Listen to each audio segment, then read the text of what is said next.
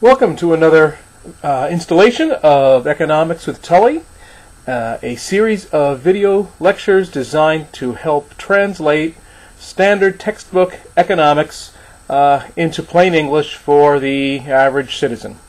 This is video number 7 in our series, and what we're going to look at today is the intersection of supply and demand, and very specifically the concept of equilibrium price and equilibrium quantity in the marketplace, as well as looking at what is often called disequilibrium, which occurs when the price is not functioning as it should. Now this video, number 7, makes the assumption that you have seen the previous videos on demand and supply. I spent a good amount of time going through the elements of demand and how we derive demand, how we try and predict what consumers are going to do given certain phenomenon like changes in their income or changes in the number of consumers in a given market. And we've also looked at supply, and similarly have looked at issues such as how the determinants of supply will cause the supply of a good or service to increase or decrease depending on things such as the cost that goes into making it, changes in technology, changes in the number of suppliers, and other factors. It is here in this video that I'm not going to just stand up and talk like I usually do, but we're going to put some of this information to the whiteboard behind me and actually use very, very small numbers so no one gets lost in numbers in an effort to show how we take information about consumer behavior and graph it, and information about producer behavior and graph it, and then use the graph, the supply and demand model, which is a standard, basic, common model that all economists will use. So we're going to start with the demand side of that model. As I move over here, what I have done is I have created a very, very simple demand schedule. It's a table. That's all it is. It's simply a table that tells us how all of the consumers in our marketplace want to respond to changes in prices for a particular good. So for instance, this is it doesn't matter what the particular good is. We're just going to call it widgets because that's an economist's favorite make-believe good to use.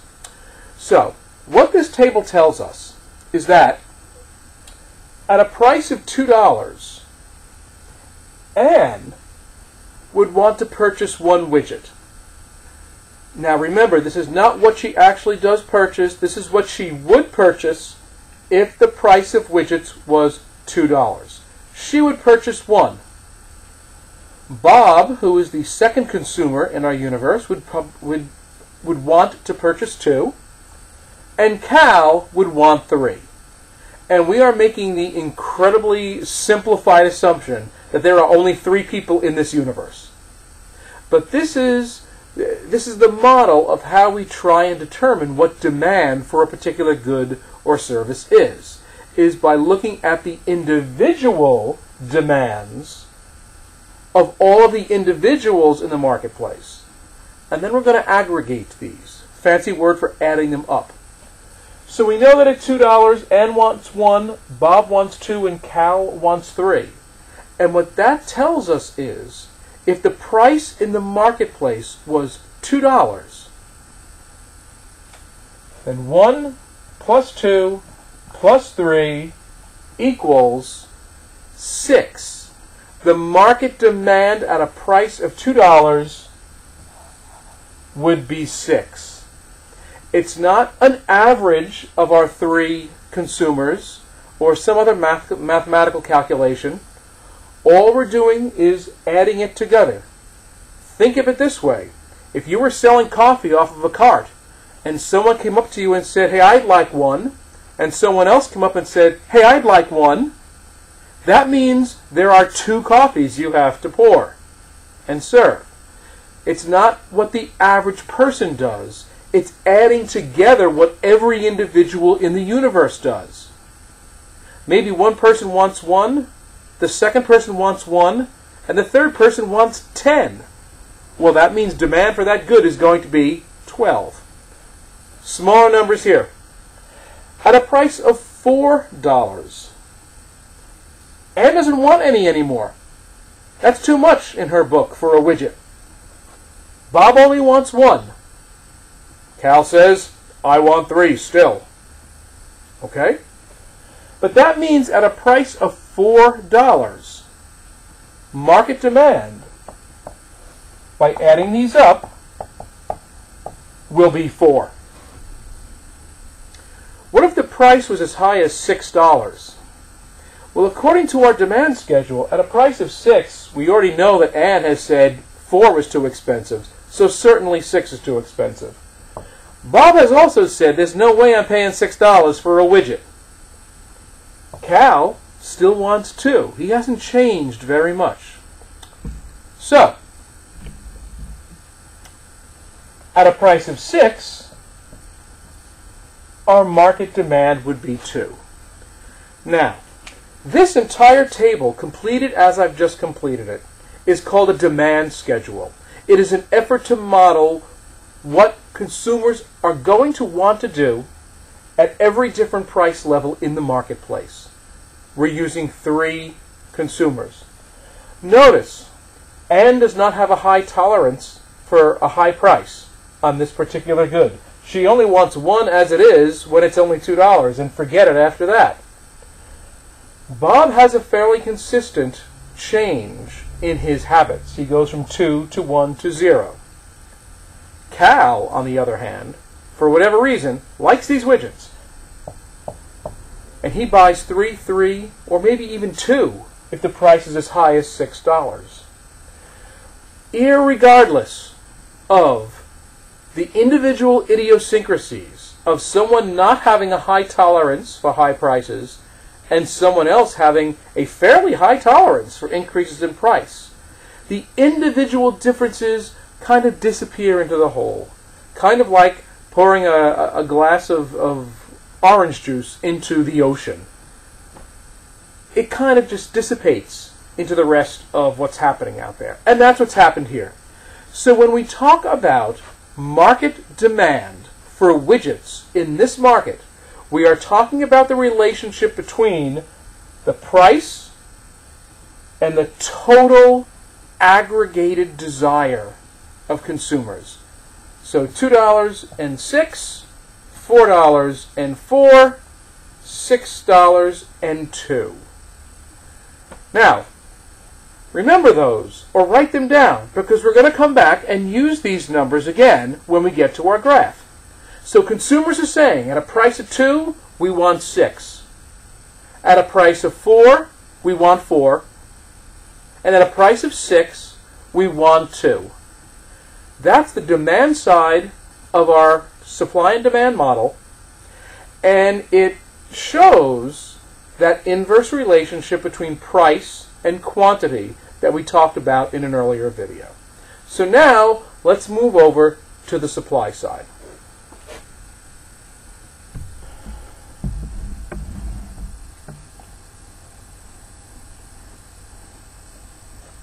I don't have my left and right down yet. When we look at the supply side, I'm using the same prices of $2, $4, and $6, just to make it easy for when we go to graph it. And we have 3 suppliers, 3 producers of this good.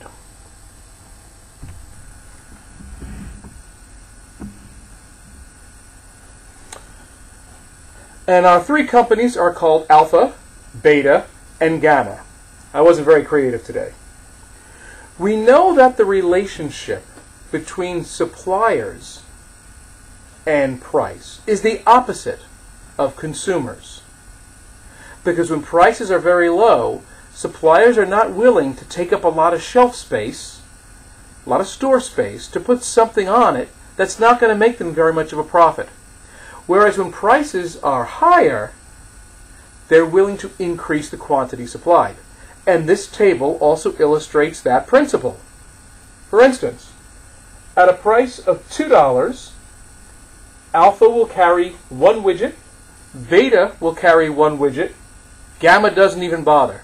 It's just not worth it for gamma store.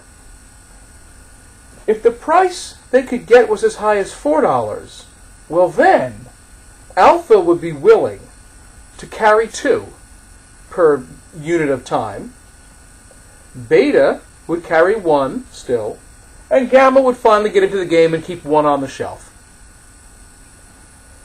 If the price was as high as $6 here, alpha would up their supply to 3, beta to 2, and gamma would keep it at 1. One of the most common errors that students make when it comes to graphing supply and demand. For some reason, they get it that there's a single demand curve representing what consumers want to purchase. But then when it comes to graphing supply, for some reason, many students get it into their head that each store has to be graphed separately. No! Just like there is one demand curve that represents all of the consumers in the marketplace and all of the desire for a particular product at different prices, so too is there a single supply curve that represents all the suppliers and the willingness and capability of those suppliers to provide that particular good out on the shelf. One supply curve representing all the supply. We're not going to graph alpha store, beta store, or gamma store. Instead, we're going to say that at a price of $2, supply will only be 2 on the shelf. At a price of $4, 2 plus 1 plus 1, 4 will be supplied to the market. And if the price was $6, which is what the producers would like to get for this, 3 plus 2 plus 1, 6 would be available out on the market. So now I want you to write this down as well, because this represents market supply, the total amount supplied at various price levels. And market supply for widgets in this example is a quantity of 2 at a price of 2, a quantity of 4 at a price of 4, and a quantity of 6 at a price of 6. There is the quantity-price relationship, but with suppliers, the higher the price, the more the increase in price, the higher the quantity supplied. And that's what this table reflects. So, now we're going to take this information and use a graph to illustrate what happens when the forces of demand, which represents, of course in our case, only 3 consumers, but in the real world represents thousands of consumers, and the forces of supply, which represent maybe hundreds or thousands of producers, meet together in the marketplace. That's our next step. We're going to take it down to the graph now.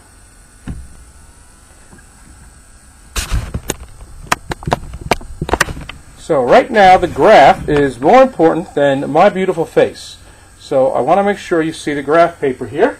And I see there's a lovely flying saucer spot over there that I'm going to move. Hang on one second. And hopefully that's a little better. That's a little better. So, sloppy graph paper. When it comes to economics, whenever we graph almost any concept, there's very few exceptions. The vertical axis, or the y-axis, for those of you who like math terms, the vertical or y-axis is always the money. It's always going to be price or cost or some monetary value. So, I'm going to label this right now price. Or I'll put a dollar sign there so we don't forget what it stands for.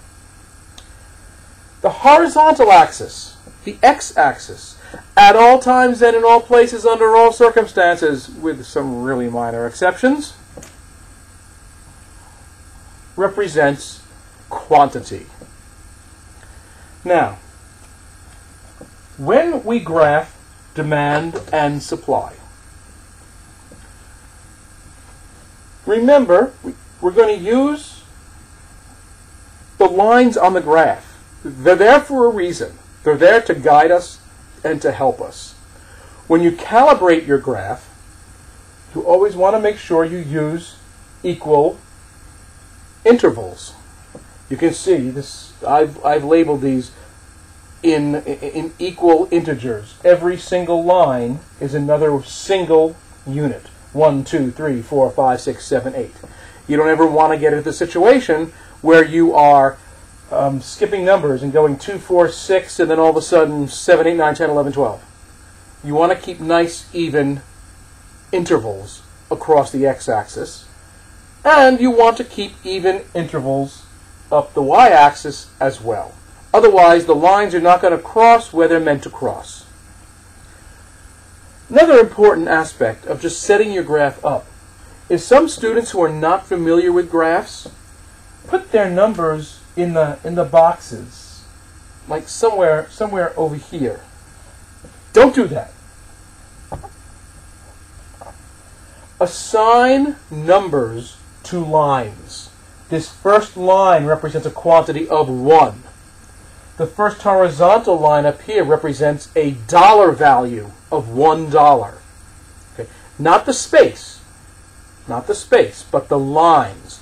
Always assign values to lines on a graph. All right? So, now we're just going to plot the demand curve. I told you before to remember that at a price, or write down, at a price of $2, how many widgets did our consumers in total demand? Well, at $2, they demanded 6. So we go to the $2 mark. This entire line represents $2. This vertical line here represents a quantity of 6. So where they intersect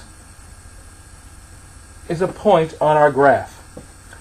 Again, some students who are not very comfortable graphing say, okay, $2 and a quantity of 6, and they draw a line connecting them. Don't do that.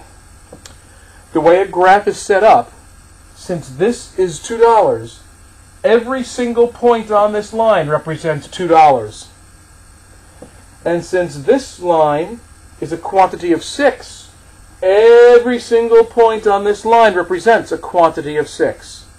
And what the information from the demand schedule is telling us is that there's a meeting of those two. At a price of 2, consumers want 6. At a price of 2, consumers want 6. The demand schedule also told us that at a price of $4, consumers wanted 4. And again, please don't get this confused with how many they actually have purchased. It's how many they want. At a price of 4, represented by that horizontal line, consumers desire a quantity of 4. This is where they meet. So there's our next point. And we also know that at a price of $6, consumers only want 2. At a price of 6, consumers want 2. Those two lines intersect here. We now have 3 points on our demand curve.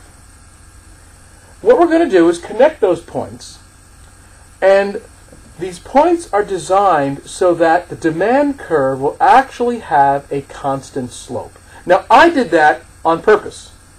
In the real world, things get very, very messy. Things are really perfect and linear. However, over time, and this goes far beyond the scope of this particular video, over time, when you plot how consumer reactions have changed to price, and you get lots of different points in a graph, you're able to draw something called a regression line that's derived from those dots that actually is a constant slope.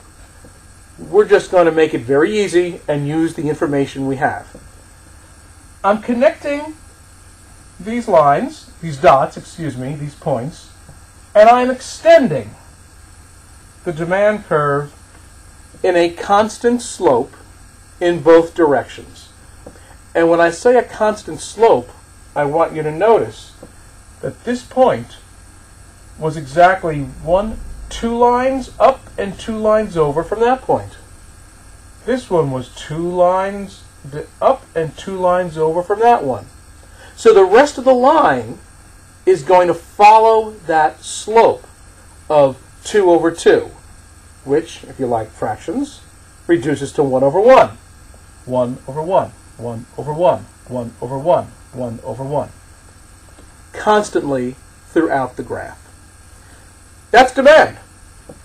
The demand curve tells us how consumers really and truly behave, what they want at various prices. So much so that I can now use this and make a prediction. We had no information whatsoever on our demand schedule about what consumers would want to do if the price was $7. But based on our demand curve, based on the model, and understanding that this is not just a line drawn anywhere in space, but represents actual data that we glean from our consumers. If we charge $7 for this good, consumers would probably only want to buy one of them. On the other hand, if we charged $1 for this good, they'd probably want 7 of them. And that gives us the nature of demand. Let's add supply to this. I'll use the red marker because the supply schedule was done in red. The supply curve, is going to go in the opposite direction from the demand schedule, from the demand curve. Because with supply at a price of $2, our producers were only willing to supply 2 of this good to the market. $2 and a quantity of 2 means we have a point right there. At a price of 4, they were willing to supply 4 to the market. Price of 4, it's the same points as we have here. So I'm just going to put a circle around that so we don't forget where that point is. And at a price of 6, suppliers were willing to supply 6. So now I've plotted my supply curve. And just like I did with demand, I'm simply going to connect those dots, extend it in both directions, and keep a constant slope.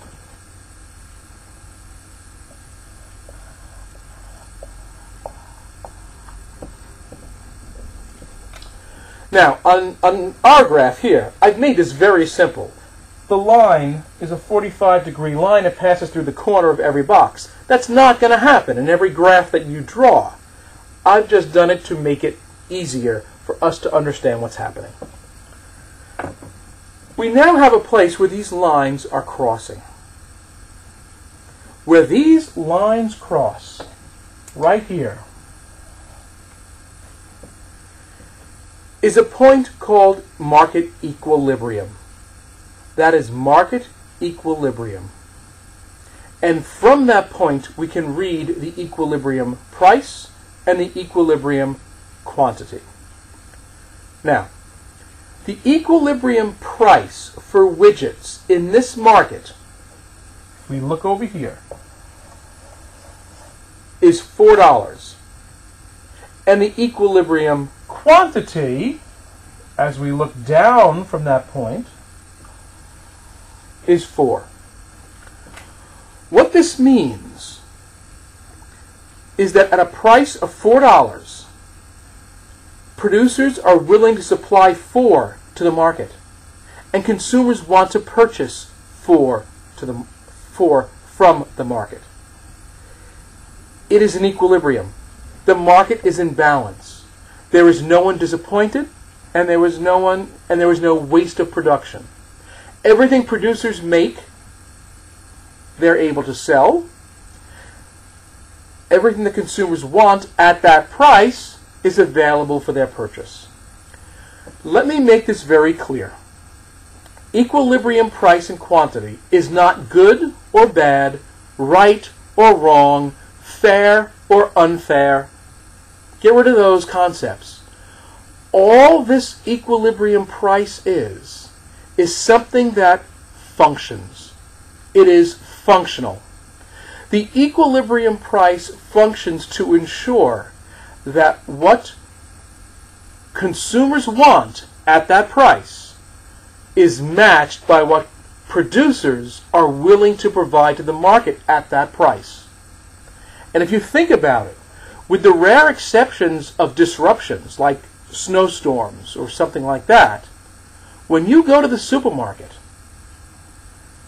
the meat, the bread, the canned food, the soup that you want is there on the shelf. And as a general rule, supermarkets don't bring in 2, 3, 4 times the amount they need and then end up throwing the rest of it away. That's wasteful. They try and provide the amount necessary to meet demand without having waste. That's equilibrium price, and that's how equilibrium functions in a market. It does not mean that every individual who wants the good is able to get it. That's not what it means. Look at our demand curve. Demand curve tells us that if the price was lower for widgets, consumers would want more. So it's not that everyone is satisfied. If the price was lower, there'd be more demand for that good. An increase in quantity demanded, to be specific. It's not that suppliers have maxed out their capacity either. If the price was higher, the quantity supplied of this good would also be higher. But what good is it to supply the good, to supply a great deal of the good, if consumers don't wish to purchase it at that particular price? So all this price does, this equilibrium price, is create a situation where markets function. They're in balance. Okay? So, in previous videos, I know I've mentioned over and over that supply, don't get supply confused with what changes hands. Supply is every point on this line. It's all of the capacity and the willingness of producers to make things at different price levels.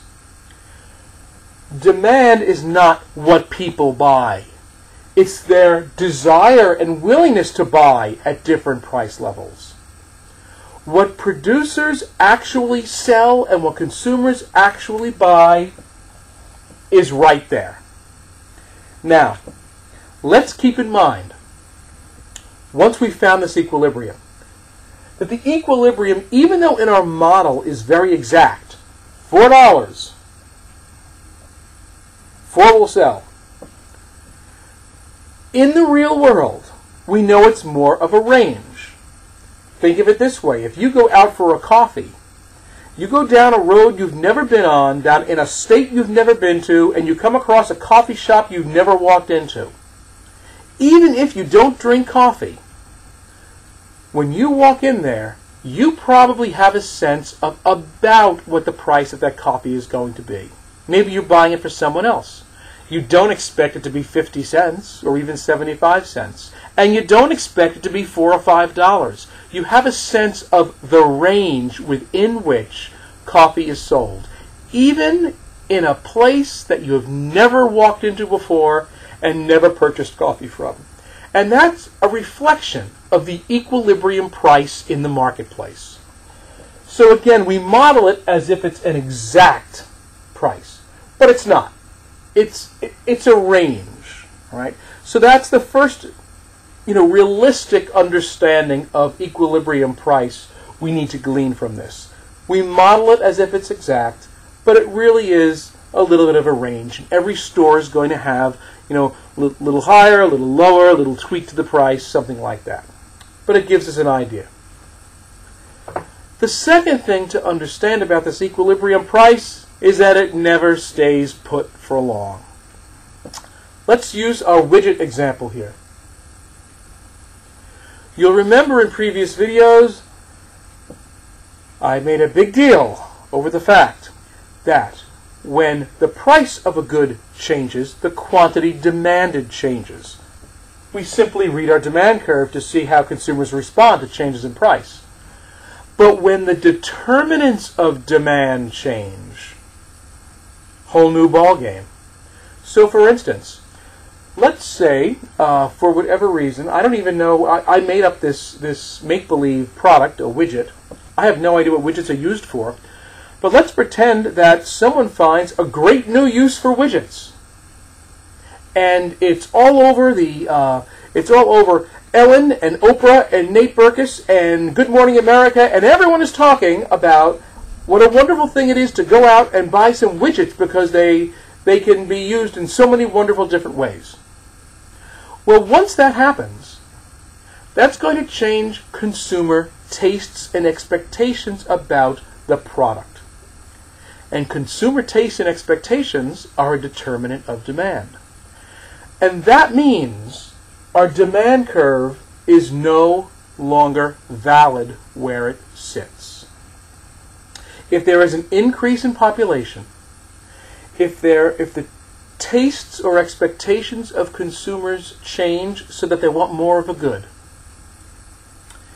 if the price of substitute or complementary goods affects the desire for a widget, if people's incomes increase, maybe they get extra jobs or they get a stock dividend or an income tax rebate and they say, hey, let's go out and buy some widgets.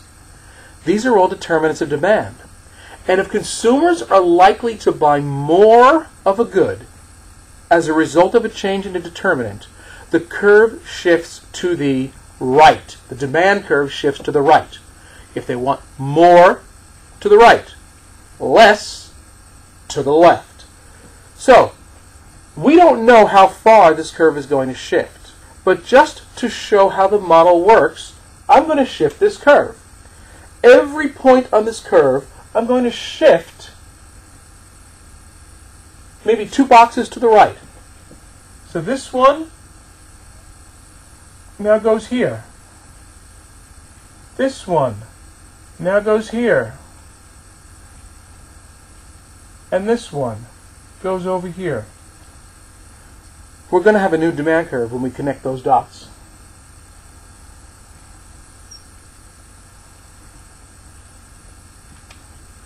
So consumers got all excited about all the new uses there are for widgets. Determinant of demand. The curve shifted, and it did not shift up. It did not go that way. And it did not slide along the supply curve, very common student error. This does not slide along this way. The entire curve shifted that way. Okay, it shifts to the right on a horizontal plane. We now have a new equilibrium. It used to be, before all these news reports and everyone talked about how wonderful widgets were, that consumers bought 4 at a price of 4. Now, because consumers are so excited about this new product and all the things they can do with it, they are now going to buy more widgets. They're going to buy 5, and there's an upward pressure on price. They're going to pay $5 for it. And this is why the difference between a change in quantity demanded and a change in demand itself is so important. When it comes to a change in quantity demanded, price changes first and consumers react. I'll say it again. When there's a change in price first and consumers react, that's a change in quantity demanded. It follows the typical laws of demand. Prices increase, quantity demanded decreases. However, when determinants of demand change, it means consumers change their habits first, and price and other issues are likely to follow. So when consumers got it in their head that everyone's got to have widgets, that increased taste, consumer taste and expectations for the good. And that meant they're buying more of the good and they're willing to pay a higher price at the same time. So now, what might happen next? Well, maybe some suppliers are saying, "Wow, have you seen this? Everyone and their brother wants widgets. It's amazing what's happening. They're flying off the shelf and they're paying good money for it. Let's stock up on some widgets. Hey, I know we never carried widgets before, but why not? Everyone's buying widgets." If there is an increase in the number of suppliers providing a good, what happens? Well, a change in the number of suppliers is a determinant of supply. If we have more suppliers getting into the game, is it likely that there will be more of a supply, shifting supply to the right, or less, shifting it to the left? Well, if there's more suppliers supplying this good, that is an increase in supply. Supply will now shift to the right. It follows. So now, supply has moved to the right, not up or down, to the right. We have a new equilibrium. With each of these shifts, by the way, the old curve disappears. It's not like you're dealing with four lines here. We went from this equilibrium up there. Now with the shift in supply, we're down here. So now consumers want this good. Suppliers are in heavy competition with each other to get it out to the market, and look what's happened. At this equilibrium, consumers are buying even more. They're buying 6 now, and the price has fallen back to the original $4. So, what we learn from this is that, again, we model it as if it's an exact price. It's not. It's within a range, and it never stays put. The equilibrium price and equilibrium quantity will shift and change and move in response to changes in the determinants of demand and the determinants of supply. And they will constantly move. So, that takes us through equilibrium pricing. And this is one of the few videos I've done where I've played a lot on the board. One more thing we need to go over. This is a longer video than usual, and that is what happens when we muck up the price. So hold on. Okay, one last issue we need to discuss. And that's what happens, as I said earlier, when you muck up the price. Here we have a supply and demand graph for an unknown product. It doesn't matter what the product is. And I didn't put numbers on the quantity axis or the price axis. What's important to know is that they start at 0 and get higher as you increase on the price axis and get higher as you increase on the quantity axis. The exact numbers are not going to be important. This is a schematic model, and it works without numbers, even though we used numbers just recently. Whatever this product is, there's an equilibrium point where the forces of supply and demand meet. And that tells us that this good is going to sell for about that price, whatever that price is, and that quantity of the good will actually trade hands. Now, let's say that someone's upset over that. Let's say that some people, some politicians, some people in government get upset and they say, well, this is awful. That price is too high.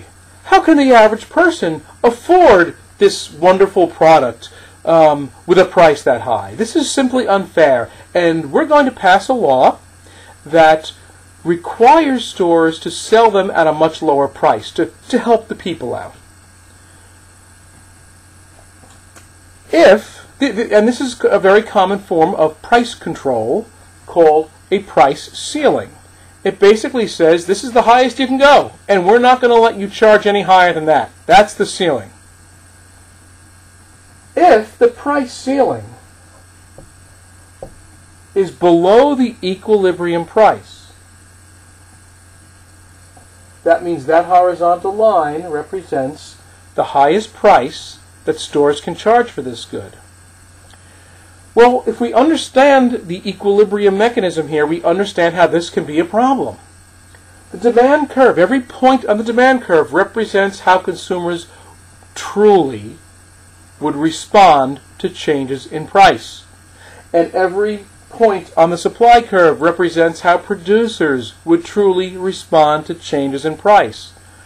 If we say, hey, you've got to charge a price lower than the normal market equilibrium, look at the problem that happens. At this price level, consumers demand this high level of the good. Hey, this is a great deal.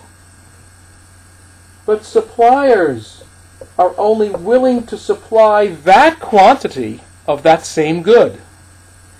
If producers are supplying that quantity, but consumers want a much greater quantity, we have a problem. The distance between those 2 points is called a shortage. It is the economic definition of a shortage, which is a price, a false price, an artificial price that is forced below the market price,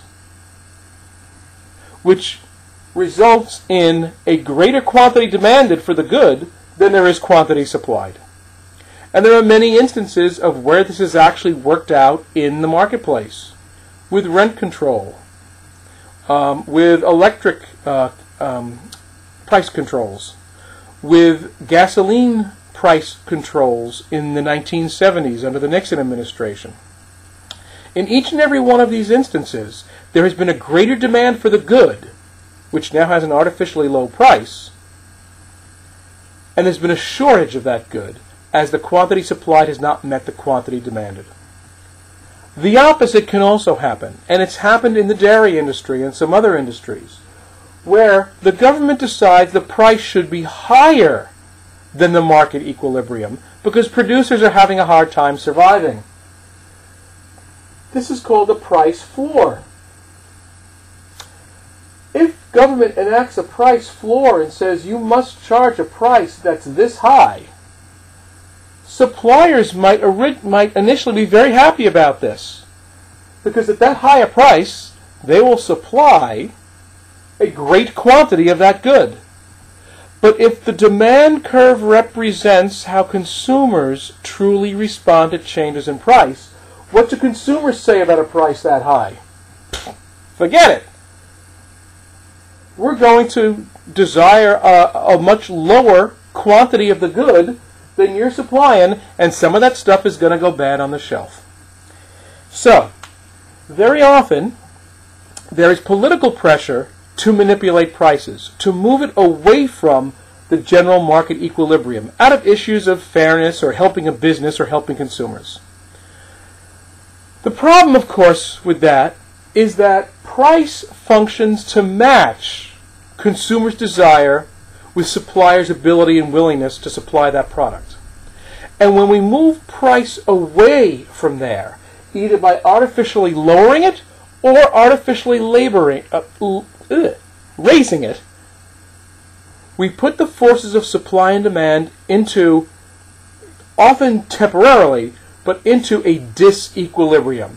Either we have a shortage or we have a surplus. I know these graphs have not exactly been,